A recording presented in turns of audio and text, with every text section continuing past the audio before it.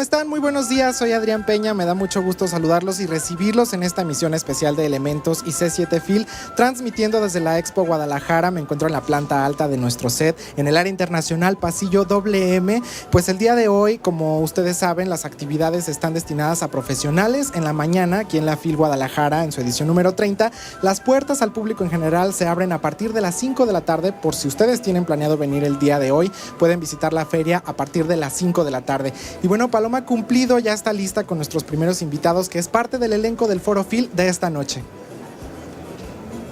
Gracias, Adrián. Así es, cada noche en esta fiesta latinoamericana de las artes tenemos un despliegue de diferentes expresiones y hoy me da mucho gusto recibir en nuestro set a Alonso y Chema Arreola. Bienvenidos. ¿Qué tal? ¿Cómo estás, Paloma? Bien, gracias. Aquí recordando las últimas veces que hemos tenido oportunidad de platicar, Alonso, muchos proyectos. Sí, mucho proyecto diferente, así que de pronto nos ven y dicen, ¿y ahora qué?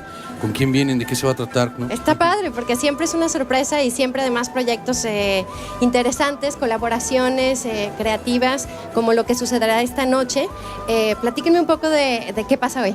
Pues hoy lo que sucede es que nos vamos a presentar en el Foro Phil a las 9 de la noche, ya saben, entrada gratuita, muy buen lugar, con Arreola más Carballo, que es un trío que tenemos mi hermano Chema, el poeta Mardonio Carballo y yo, además de que contamos con la colaboración de Rogelio Aguilar, un videoasta, y se trata de un trío que mezcla rock con una buena dosis de improvisación, es muy lúdico, y que además muestra poesía tanto en español como en náhuatl con un tono bastante político y provocador, y que afortunadamente pues en los últimos 3 años nos ha llevado a presentarlo en muchas partes del mundo. Hemos estado en toda Sudamérica, en Costa Rica, Colombia, Ecuador, Uruguay, Paraguay, estuvimos también en Portugal, en el WOMAD de Inglaterra, y pues es muy grato porque un proyecto que nació básicamente al calor del vino y de las pláticas nocturnas en mi casa, de pronto se estiró y nos llevó incluso a hacer este libro disco DVD que se llama Las Horas Perdidas. Órale, ok. Y que también estamos pues presentando acá en Guadalajara, ¿no?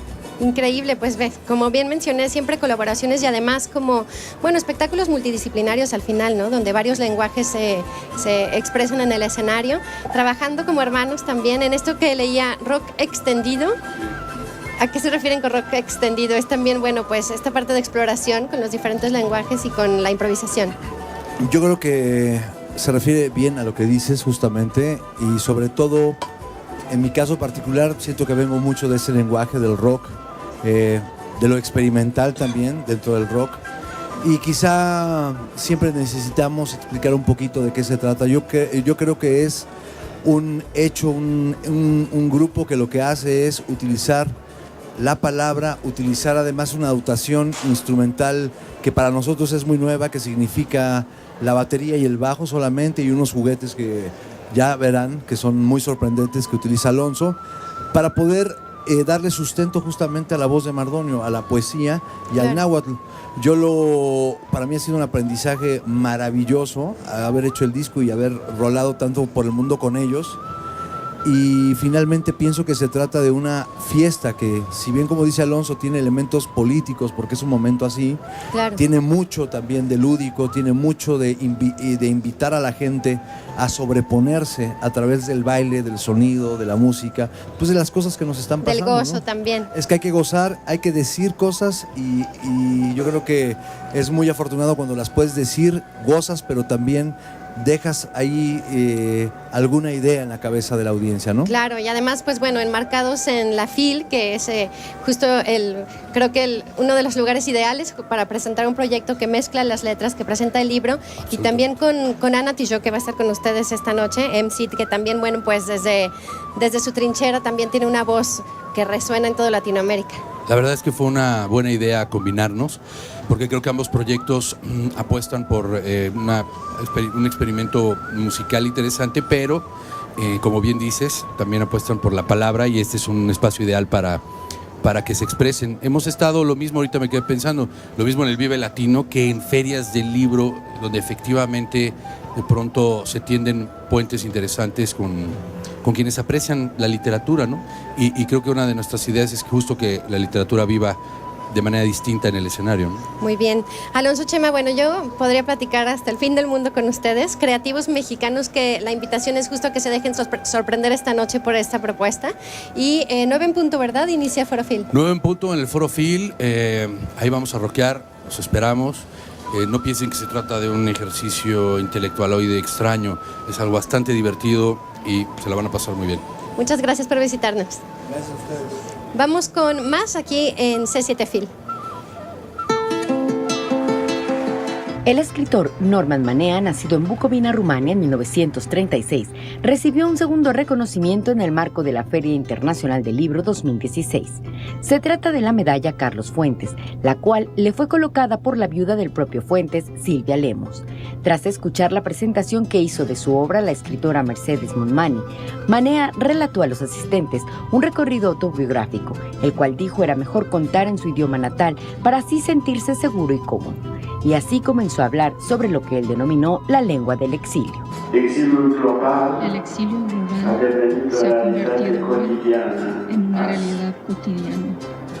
Las recientes migraciones desde Oriente y África nos recuerdan de nuevo esta perturbadora dinámica, que no es solo una tensa desestabilización, sino también una oportunidad potencialmente benéfica de revitalización y transferencia espiritual. Su deportación en la infancia junto con su familia a un campo de concentración ucraniano. ¿Cómo fue que vivió su juventud en la ilusión de la utopía comunista de la que pronto se distanció? Su formación como ingeniero y cómo, desde 1974, se dedica exclusivamente a la literatura, formaron parte de este relato. Resaltó cómo en su paso por distintos lugares aprendió muchos idiomas, algunos mejor que otros. Sin embargo, siempre mantuvo su raíz en su lengua materna, la cual sigue prefiriendo para comunicarse. Georgina Flores Venegas, C7 Phil.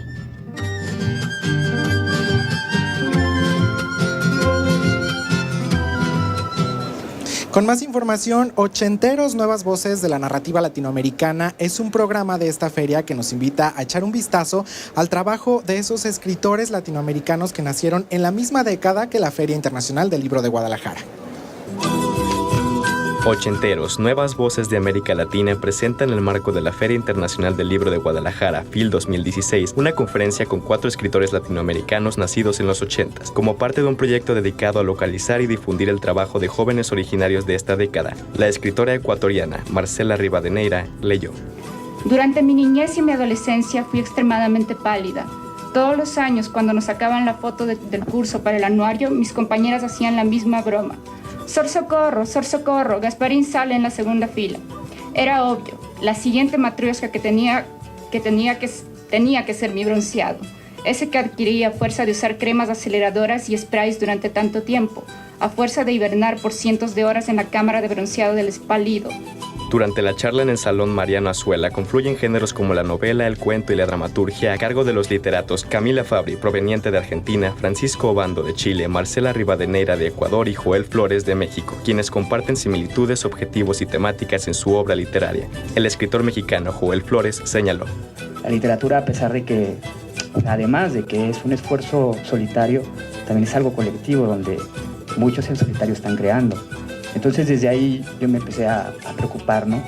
Y descubrí que la mesa que estamos aquí somos escritores interesantes y con una propuesta, pero hay muchos, ¿no?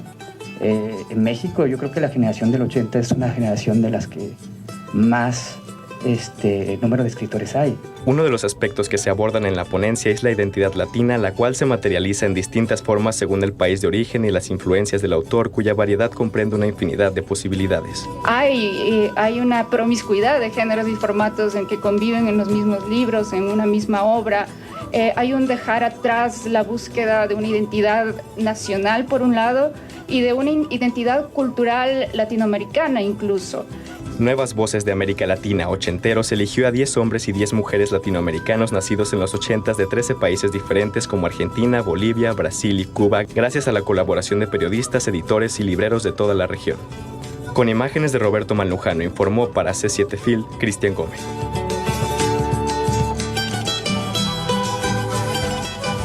Y continuamos en la cobertura C7 Phil, disfrutando de todo lo que nos ofertan esta Feria del Pensamiento, Feria de la Literatura y de las Artes. Y ahora con el gusto que nos acompaña Erika Cepeda en el set, ganadora del premio El Barco de Vapor. Muchas felicidades. Muchas gracias por la invitación también. Gracias por visitarnos. Y bueno, Instrucciones para convertirse en pirata, tu más reciente publicación, aquí la tenemos, que es justo con la cual obtienes este reconocimiento. Es una novela corta. Y platicábamos que, bueno, te preguntaba el rango de edad y me decías que te has llevado sorpresas con los niños que les disfrutan de tus otras publicaciones y de tu lectura, desde chiquitos hasta grandes, ¿verdad? Sí, pues puede haber la posibilidad de que hagan clic niños o incluso adultos, que originalmente el autor no los creó para ellos, pero claro, que llegas a un lugar y te llevas de sorpresa. Lo leí y me encantó. Le digo, pero tú tienes 12, no importa, me gustó.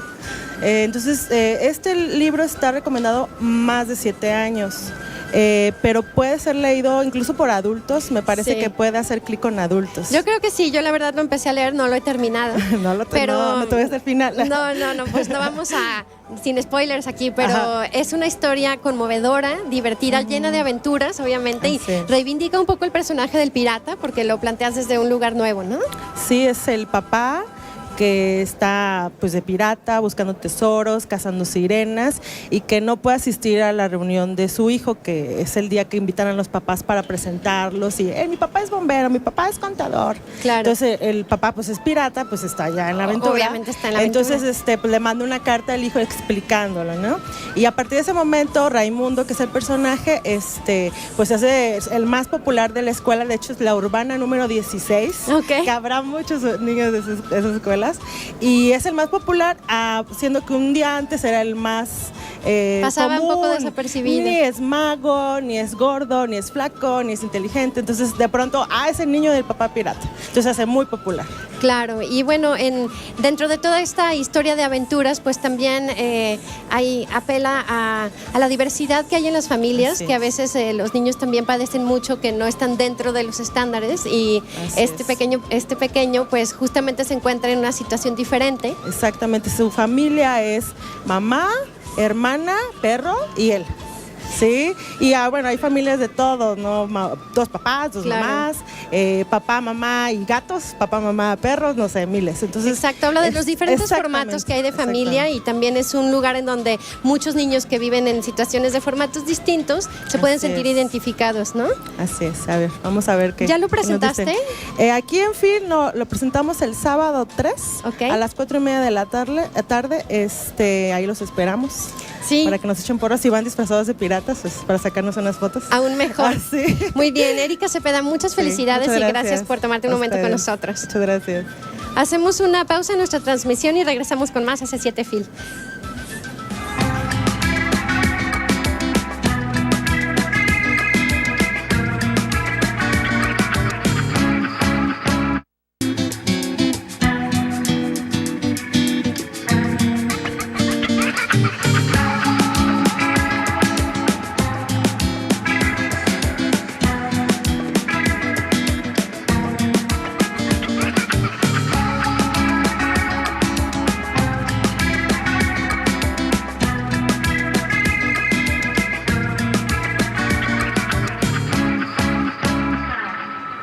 Continuamos desde la Feria Internacional del Libro de Guadalajara, en la planta alta de nuestro set, en el pasillo WM, en el área internacional. Y ahora está con nosotros Anita Tijoux, qué gusto saludarte. Bueno, ya conocimos una parte del elenco que estará esta noche en el Foro Phil. Ahora es el turno de platicar contigo, que pues bueno, va a ser una noche llena de sorpresas, de mucha música, mucho baile, pero sobre todo mucha unión latinoamericana, que yo sé que va mucho ese mensaje en tu música, ese mensaje del sur, pero todas las naciones hermanas de América Latina, ¿no?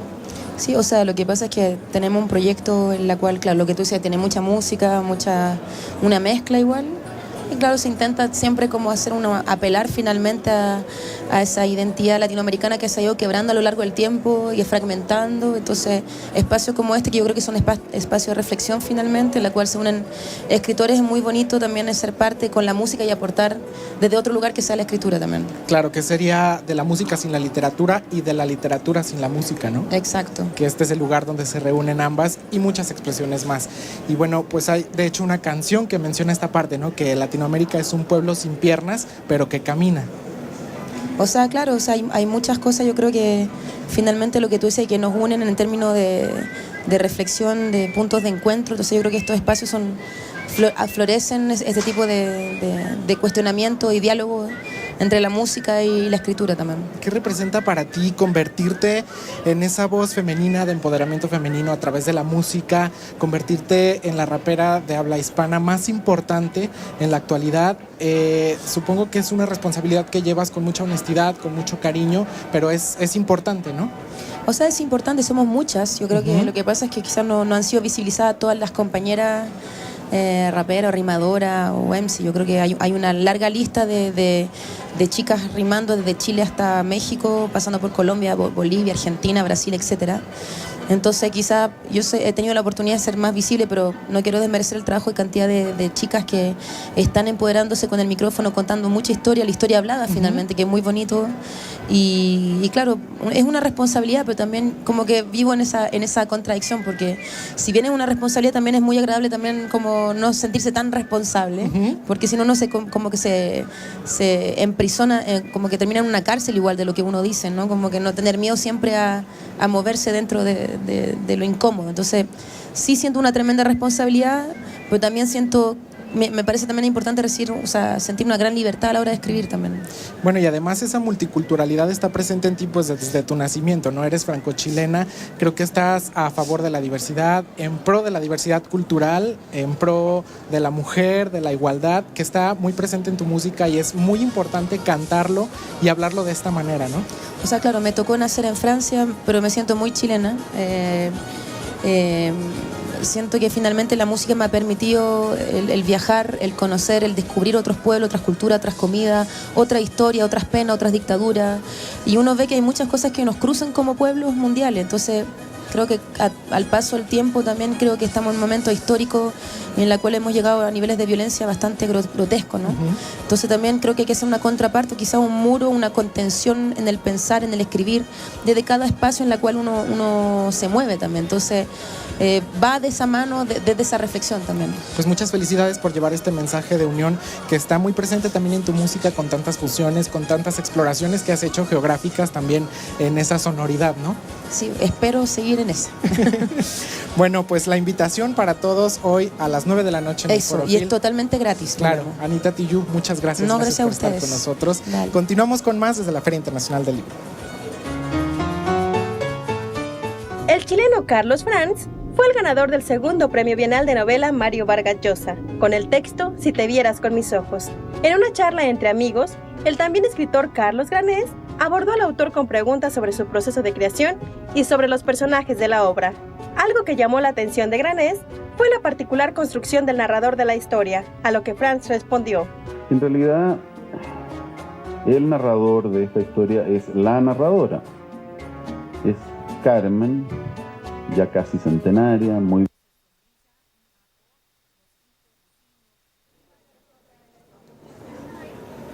Continuamos en la cobertura C7 Phil con la invitación a que consulten nuestras redes donde estamos actualizando la agenda. Por cierto, le preparamos una agenda sobre Phil para que tome nota.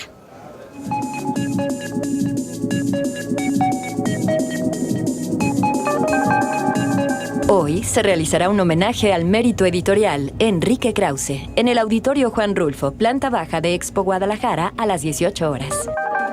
En el Salón 1 de la planta baja se ofrecerá la charla ¿Qué rayos es América Latina? Con los ponentes Laura Restrepo, Leonardo Padura, Nélida Piñón, Alonso Cueto y Alberto Barrera. Hoy a las 17:30 horas. En el pabellón de América Latina se hablará de los que están y los que vienen. América Latina. Participan Camila Fabri, Marcela Rivadeneira, Damián González Bertolino y Liliana Colassi a las 7 de la noche. En el Salón 4, el escritor Antonio Ortuño presentará Agua Corriente, hoy a las 17 horas. En el Salón E, Área Internacional, se presentará Carne de Ataúd, de Bernardo Esquinca, bajo el sello editorial Almadía, a las 6 de la tarde.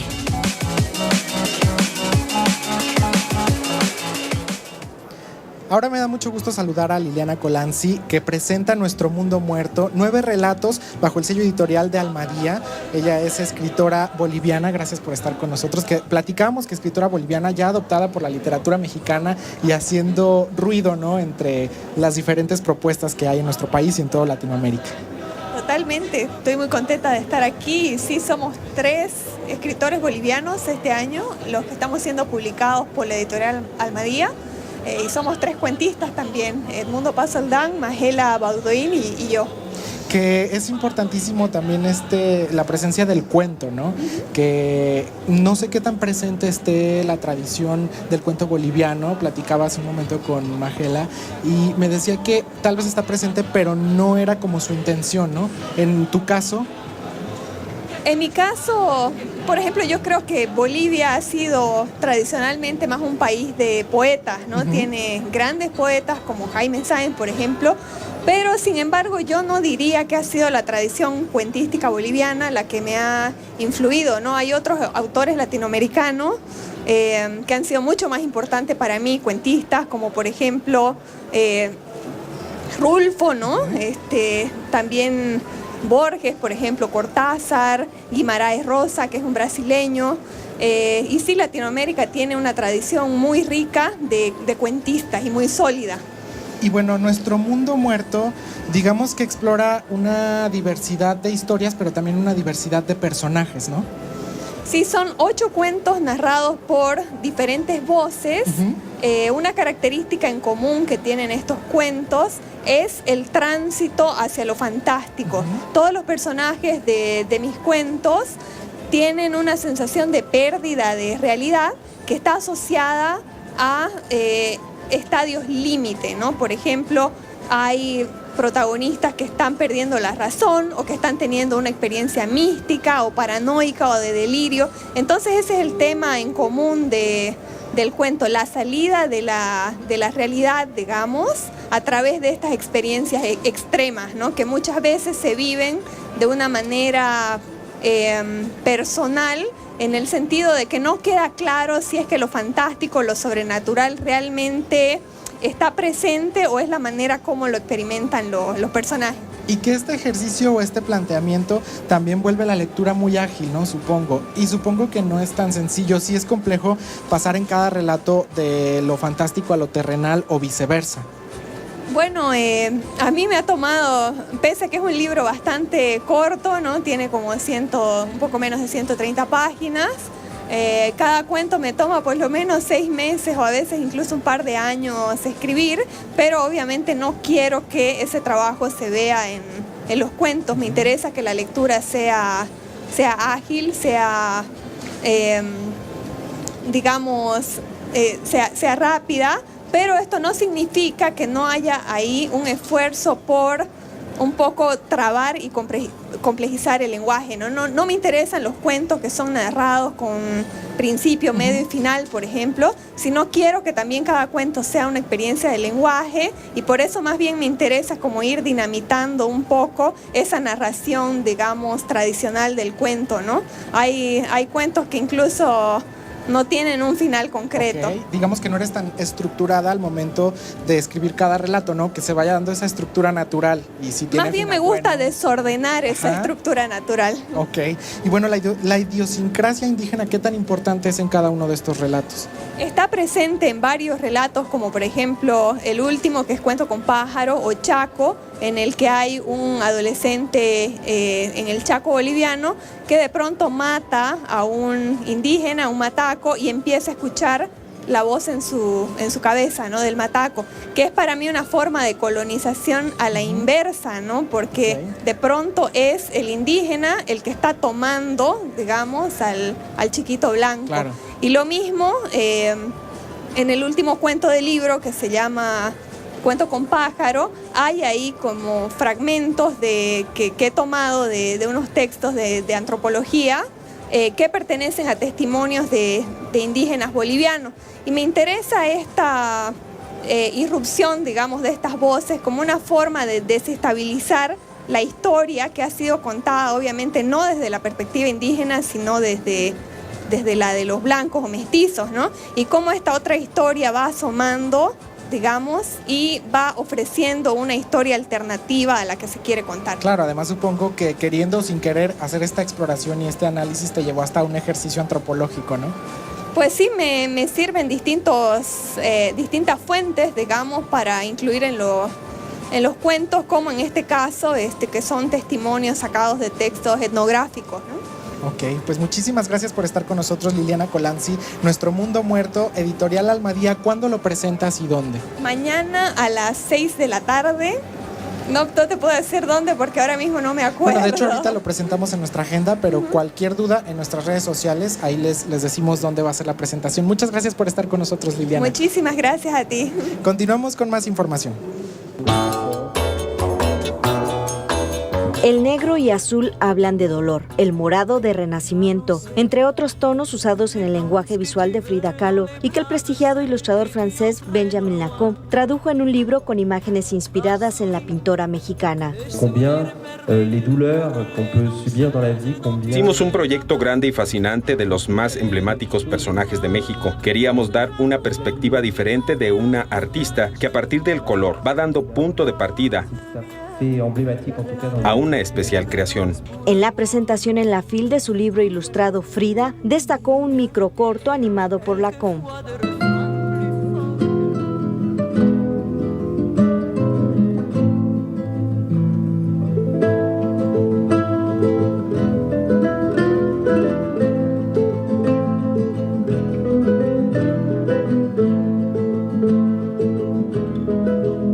Benjamin Lacombe estuvo acompañado por el también francés Sebastián Pérez, quien fue el autor de los textos de la obra que comenzaron a trabajar hace 2 años, con detalles que tomaron de su visita a la Casa Azul, el hogar de la pintora mexicana convertido hoy en museo. Pati Peña, C7 Film.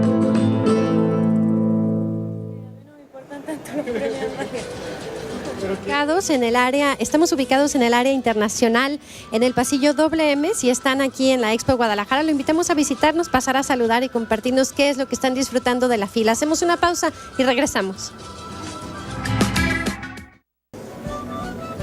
Esto es Elementos, cobertura especial C7 Fil, gracias por su compañía. Y ahora tenemos el gusto de que nos visite en el set Fabricio Mejía, bienvenido.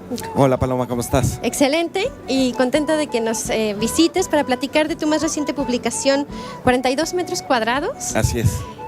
Y bueno, se presenta esta noche, además, entonces bueno, sí, podemos aprovechar para invitar a la gente. ¿Estarás presentando a qué hora? Se va a presentar a las 8 de la noche en el Salón 2, aquí abajo, en los grandotes de la feria. Muy bien, pues bueno, hay gran expectativa sobre esta publicación y estaba revisando un poco sobre este espacio tan reducido. Es una historia donde pues convergen muchísimos personajes que de alguna manera tuvieron algo que ver con México, pero pensadores, generación beat, surrealismo. Hay como muchas líneas que se dan cita en este espacio tan chiquito, un poco claustrofóbico también. Así es. Sí, de lo que se trataba un poco, la idea de la novela es estos 42 metros cuadrados, pues son un departamento chico. Sí. ¿No? Y entonces era buscar a todos los escritores que habían venido a México pensando que México era un país sin límites y que podían aquí desarrollar desde su vida personal, sexual, meterse drogas o buscar la libertad política, creativa, etcétera.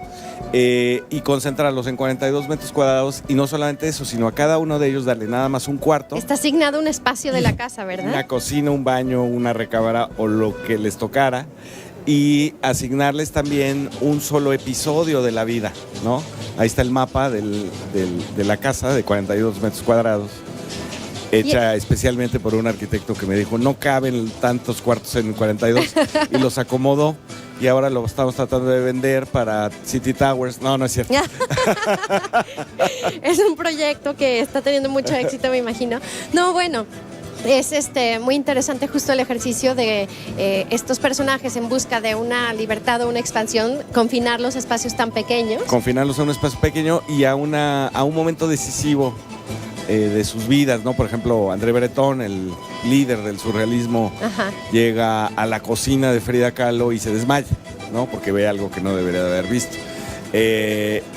O, por ejemplo, Malcolm Lowry en una borrachera, pues termina descalabrando a su amigo con la tapa de la caja del baño, pero no saben ninguno de los dos cómo ocurrió eso, ¿no? No lo recuerdan. No lo recuerdan. No. Entonces, para comprender, están en cada uno de estos espacios y las historias que cuentas de estos personajes están basadas en anécdotas de su vida real o vienen de la ficción. No, están basadas en anécdotas de la vida real, porque la ventaja de que sean todos escritores es que todos escribieron mucho sobre México y sobre su experiencia en México, unos en los 30, otros en los 50. Escribieron mucho, escribieron cartas, Bretón hasta el final de sus días habló de México. Y algunas de sus escritos, novelas están situadas en México. Están situadas en México y casi todo el mundo se desarrolló, digamos, como Beethoven, por ejemplo, que pues, toda su obra es sobre México, ¿no? Sí. A pesar de que era un alemán que no sabemos bien quién era, ahí explico un poco las teorías que hay. Y a él le toca, digamos, por ejemplo, el comedor. Él tenía una chimenea en el DF, en la colonia Juárez. Y una noche su esposa, y esto la esposa lo escribe, okay, pues lo encuentra quemando papeles de identidad. Y nunca le dice a la esposa de dónde viene, ¿no? Sabe que es alemán, pero no. Hay todo un misterio en torno a este personaje. Hay todo un misterio en torno a Traven y que seguirá, ¿no? Cada fil me encuentro a Javier Marías y me dice, ¿hay algo nuevo sobre Traven? Imagínate eso. Y bueno, toda esta convivencia y todos estos personajes en este departamento están, digamos, son evocados por el personaje, un joven que está hablando de una mudanza un poco. Ajá, sí, exacto. La novela empieza con una cosa que a mí no me ha sucedido, pero que supongo que es lo más fuerte que te puede suceder, que es la muerte de tu madre, ¿no? Y entonces, pues son las cajas ya murió la madre y son las cajas de la última mudanza, digamos, ¿no? Claro. Y entonces habla este personaje de sus otras mudanzas. Un poco también en el sentido de los 42 metros cuadrados, es decir, ¿qué tanto cuando nos mudamos para seguir igual? Claro. Cómo la mudanza es una forma del inmovilismo también, ¿no?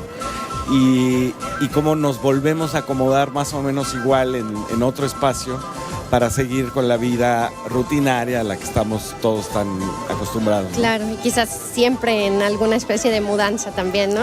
Y casi siempre todos estamos en mudanzas espirituales, emocionales, políticas, etcétera, ¿no? Creo que tiene muchas dimensiones de lectura este trabajo. Muchas felicidades por todo tu trabajo. Y pues la invitación justo a que disfruten de la presentación esta noche y que bueno, aquí en FIL puedan encontrar tu trabajo, ¿no? Exacto, ojalá lo compren, 42 metros cuadrados. Muy bien, hay un entretejido que nos habla de México, nos habla de la pérdida del humano y de muchas temáticas con las cuales podemos identificarnos y bueno, con un estilo inconfundible. Gracias por visitarnos en el set. Gracias a ti. Continuamos con más en C7 FIL. Gracias, Paloma. Pues qué gusto tener tan presente a nuestro país hermano Chile. Está con nosotros Paulina Flores con su primera publicación, Qué vergüenza. Gracias por visitarnos, Paulina. Bueno, esta es una serie de relatos que he leído y has obtenido muy buenas críticas. Te reseñan como una escritora con mucha madurez, con mucha originalidad. Eres una escritora muy joven, te vas abriendo camino en esto. Y bueno, este libro en particular nos presenta diferentes relatos basados en la clase media, ¿no? Claro. O sea, están basados en la clase media porque escribí el libro, este es mi primer libro, entonces casi todo lo que está ahí es como, no sé, salió de forma como intuitiva. Uh-huh. Como que yo aprendí a escribir con ese libro. ¿Me entiendes? Como sí. No es como que yo dije, voy a hacer un libro, sino que yo empecé a escribir y de repente junté unos cuentos y estaba el libro. Todo se vino dando de manera muy natural. No, o sea, la literatura sí, o sea, en el sentido de que no sé si perseguía objetivos, así como voy a hacer el libro de la clase media. No, ¿cachai? Como que solo hablé de eso porque es lo que más conozco, supongo, y no conozco, no sé, la clase rica y quizás no hubiera salido tan bien hacer un relato desde ahí. Eso no significa que fuera fácil su escritura, porque como te digo, como que aprendí a escribir a partir de estos cuentos. Además es la cotidianidad que muchos de nosotros vivimos, ¿no?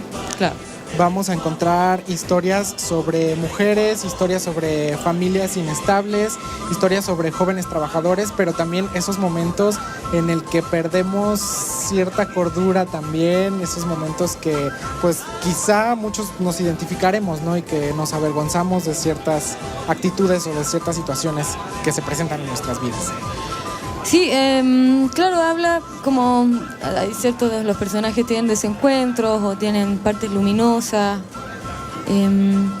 La vergüenza va más como, creo que tiene como un doble significado, como por ahí no es como de lo, como que creo que, no sé, que hay que como reasignar valor como a la vergüenza, como...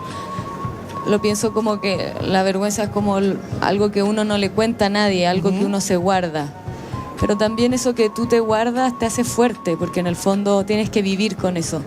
Entonces creo que un poco eso está detrás de los personajes que circulan por el libro, como esa sobrevivencia, como ese cargar con cosas, pero aún así seguir andando. Y también tiene una parte como graciosa, porque en el fondo es una frase hecha, que es como qué vergüenza, o... Como que me gusta eso que pueda ser gracioso, como, no sé, que los personajes puedan reírse de sí mismos también, de lo ridículo que pueden ser. Y me gusta el tránsito que hay en general como de la risa al llanto, me parece que es muy natural, como que tiene mucho que ver ambos sentimientos. Y que estos contrastes en los personajes son muy importantes para el lector. Y también esa parte de la vergüenza que no necesariamente tiene que ser algo malo, ¿no? No, puede ser algo muy bueno, o sea, el pudor... puede hacer que, no sé, un político no robe tanto, ¿cachai? Puede ser algo excelente. En el fondo, cuando nosotros... Es lo mismo que el prejuicio, como que los prejuicios pueden ser muy malos, pero en el fondo también significa pensar antes de actuar, y eso también puede ser muy bueno. Es necesaria la vergüenza en todos nosotros, así como en tus personajes, ¿no? Y es algo que está nomás, es algo con lo que hay que vivir. Claro, pues muchísimas gracias, Paulina Flores. Qué vergüenza.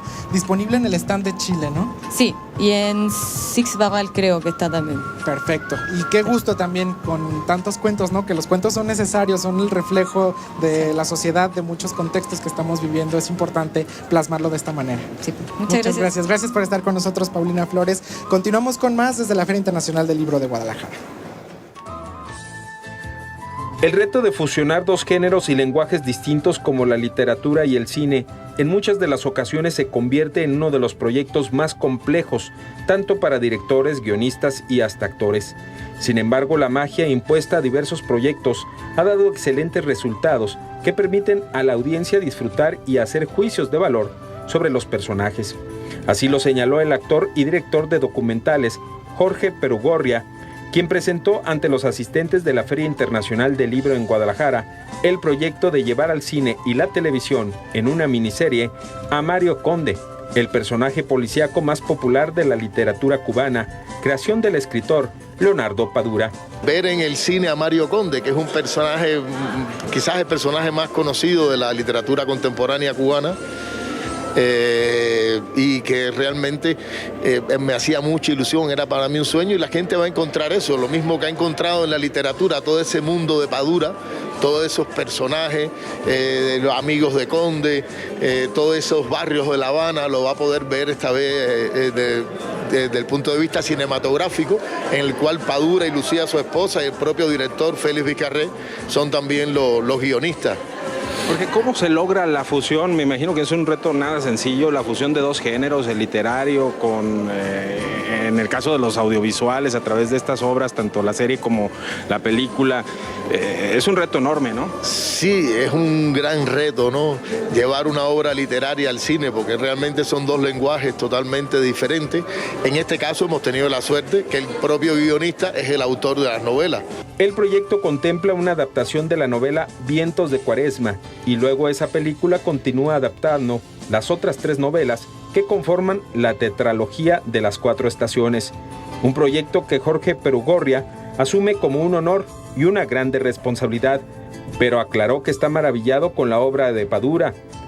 Con el salto de Mario Conde al celuloide, el actor, la cara más internacionalizada del cine cubano, también cumple el sueño de encarnar a uno de los personajes más importantes de la literatura contemporánea de su tierra. Fabián Sánchez, C7 Fil.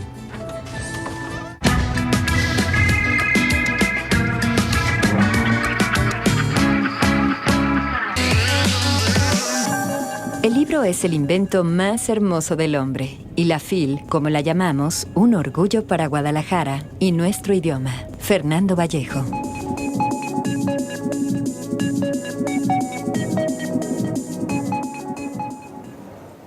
Continuamos en Elementos, cobertura especial C7 Fil, gracias por su compañía. Y ahora con el gusto de que nos visiten el set, Laura García, bienvenida. Muchísimas gracias. Gracias por acompañarnos y bueno, para platicar sobre, me compartías, el movimiento que lanza Larús, se titula #No es lo mismo, pero háblanos en qué consiste. Mira, Paloma, lo que pasa es que todos estamos siempre pensando en que escribimos mal, que tenemos muchos problemas de ortografía, nos quejamos de ver cómo la gente escribe en redes sociales, en los carteles, en los anuncios, los políticos. Siempre señalamos mucho esas faltas, esos resbalones, que a veces no son resbalones, sino que son errores aprendidos y que uno perpetúa durante mucho tiempo. Pero no sabemos qué hacer, no sabemos cómo denunciar eso más allá de decir, ay, pues escribes mal o... Claro, de burlarse ¿no? un poco quizá. Y desde agosto de este año pues decidimos que había que hacer algo, que había que unir a todas estas personas que sí nos interesa cómo se escribe, que sí nos interesa saber que hay un problema de ortografía y que sí queremos un poco unirnos, ¿no? Y hacer que ese movimiento sea grande. Se pueden hacer muchos movimientos. Entonces, bajo el hashtag No es lo mismo, todos nos podemos unir, todos podemos ser soldados de este movimiento, integrantes de la buena ortografía y decir que no es lo mismo decir las cosas mal que decirlas bien, porque hay malentendidos, porque se puede llevar a muchas confusiones, porque pueden llegar a tener muchos problemas. A lo mejor hablando entre tú y yo no se nos nota las faltas de ortografía al hablar, pero al escribir sí, y cuando uno tiene, no sé, las leyes no se pueden aplicar bien, se confunde mucho a la gente. Pues cambian los sentidos, La ¿no? gente se En pelea realidad. cuando no entiende bien la intención del otro y muchas veces tiene que ver por no saber utilizar las palabras correctamente. Entonces, esta manera de no es lo mismo decir las cosas bien que mal, nos ha llevado a inundar, nos encantaría inundar las ciudades de estas llamadas de atención, de estos guiños, para que la gente diga, pues tienes razón, el que no lo sabe, pues que lo sepa, y el que lo sabe, pues que lo recuerde. Entonces, es una llamada de atención, es una denuncia, es un señalamiento de que la ortografía es muy importante, de que hay que aprenderla desde niños, y ahora que estamos en una feria, pues sería bueno. Qué mejor marco, ¿verdad? ¿Y dónde encontrar la buena ortografía? Bueno, pues evidentemente en las escuelas, en los libros. No pensemos que toda la educación se queda nada más en los centros de educación, sino que fuera también se pueden hacer muchas cosas y que tenemos un problema de educación. Hay una serie de estudios que sitúan a México como un país que no está bien en comprensión ni lectora, y eso implica una serie de problemas a largo plazo de entendimiento, de comprensión, pero también de tener una opinión, de poder asimilar conceptos, de tener una estructura mental bien hecha, que eso empieza también en pequeños detalles como utilizar bien las palabras y escribirlas correctamente. Escribirlas, ¿no? Y pues sí, de la comprensión y también de tu capacidad expresiva y de tu capacidad de tener una voz clara a través de las letras, ¿no? Y imagino que también la invitación, claro, que bueno, es en las aulas y cuando estás en la primaria quizá que aprendes esas reglas, pero pues algunos las olvidamos con el tiempo, entonces yo creo que no habría por qué apenarse de recurrir de nueva cuenta a reaprender, ¿no? Y además tenemos un reglas. montón de herramientas a nuestra disposición. Antes solamente estaban en los libros y en los profesores, pero ahora mismo tenemos un montón de páginas, de grupos y de movimientos en las redes sociales y en internet que uno puede observar, leer, aprender, sumarse a las que quiera. Y me parece que eso es bien interesante. En las redes sociales que nos quejamos muchísimo de que hay un mal uso del lenguaje, pero también hay muchas cuentas que están diseñadas para señalar el mal uso del lenguaje o para dar tips para cómo usarlo bien. Entonces yo siento que estamos en un momento con mucho social, acceso, ¿no? con Podemos mucho nutrirnos acceso. de muchos lados para... Se escribe muy mal, sí, pero también se escribe muy bien. Y entonces hay que hacer que los que escriben bien sean más y sean cada vez más contagiosos y que los que escriben mal sean nada más por pereza y entonces decirles, no, vas a ver cómo quedas mejor, cómo vas a dar una mejor imagen de ti mismo cuando hablas bien, cuando utilizas bien las palabras y cuando tu vocabulario es amplio. Me parece que eso es bien importante, que se ha detectado que los chavos de primaria y de secundaria ahora mismo tienen un vocabulario muy reducido y con muchos comodines, con muchas palabras que utilizan para todo, ¿no? Sí, y claro. con algunos verbos parece que se pueden manejar durante todo el día. Y no, me parece que tenemos además un idioma que es muy rico y que es un privilegio ser parte de esta gran comunidad hispanohablante, que somos casi 500 millones de habitantes, Sí. Y que me parece que todos tenemos un poquito de responsabilidad para hacerlo crecer, para hacerlo difundir y para hacer que la gente siga queriendo aprender el español, que nosotros tenemos como lengua nativa. Entonces eso es una es nuestra suerte. responsabilidad también, ¿no?